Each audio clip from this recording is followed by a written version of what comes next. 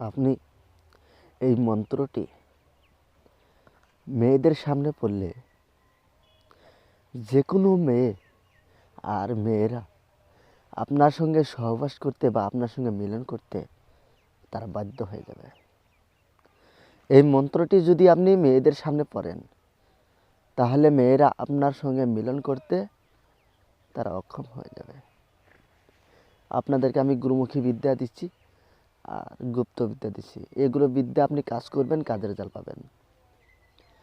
যার কাছে আপনি যাবেন, মন্ত্রটি পড়ে যার কাছে আপনি যাবেন, সে মেয়ে বা সেই লোকটি আপনার সঙ্গে মিলন করতে বাধ্য হবে।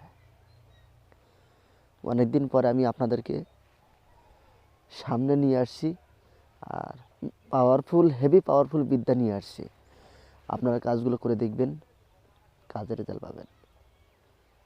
কারণ যতই আমি আপনাদেরকে চ্যানেলে বিদ্যা দিই না কেন, গুরু পারমিশন আর গুরু অনুমতি ব্যতীত, গুরু দীক্ষা আর গুরুমুখী বিদ্যা একটা আছে যেটা গুরু মন্ত্র, ওই গুরু মন্ত্রটা না পড়লে জীবনেও আপনি কোনো বিদ্যা কাজ করতে পারবেন না। আপনাদেরকে আমি এটা বলে দিলাম। আপনারা কাজ করে দেখুন, দেখেন কয়টা কাজ করে। গুরুমুখী বিদ্যা নিন, কাজ করবে। কেন কাজ করবে না? মন্ত্র যন্ত্রে বি কাজ করবে না? অবশ্যই করবে। যন্ত্র, মন্ত্র, গুরুমুখী বিদ্যা, টটকা সব বিদ্যায় কাজ করবে। আপনাদেরকে আমি খুব সহজে এবং সহজ হিসাবে আপনাদেরকে মন্ত্র শেখাবো। আপনি মন্ত্র শিক্ষা করতে পারবেন। ছোট থেকে আপনি বড় করবে, আমি বড় বানাই দেব সহজভাবে। আপনি শুধু ধৈর্য ধরে শিখবেন।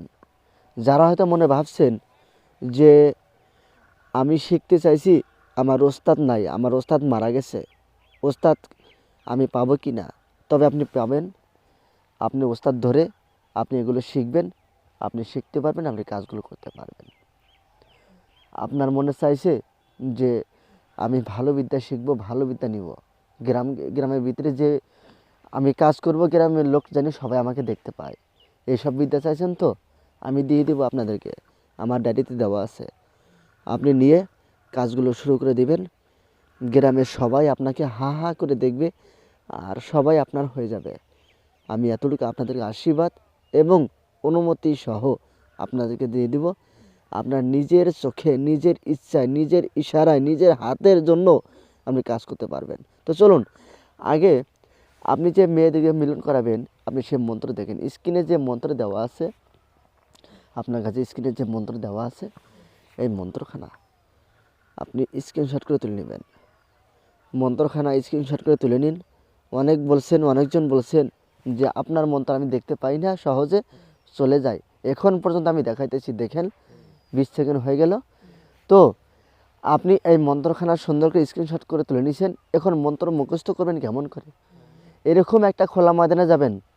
খোলা ময়দানে গিয়ে নির্জন স্থানে বসে, নির্জন জায়গায় বসে, কেউ যেন আপনাকে ঘায়ে ছুঁয়ে না দেখে, দেখুক কোনো ব্যাপার না, কেউ যেন আপনাকে কাছে না আসে। আপনি এরকম নির্জন স্থানে গিয়ে মন্ত্রখানা মুখস্থ করবেন।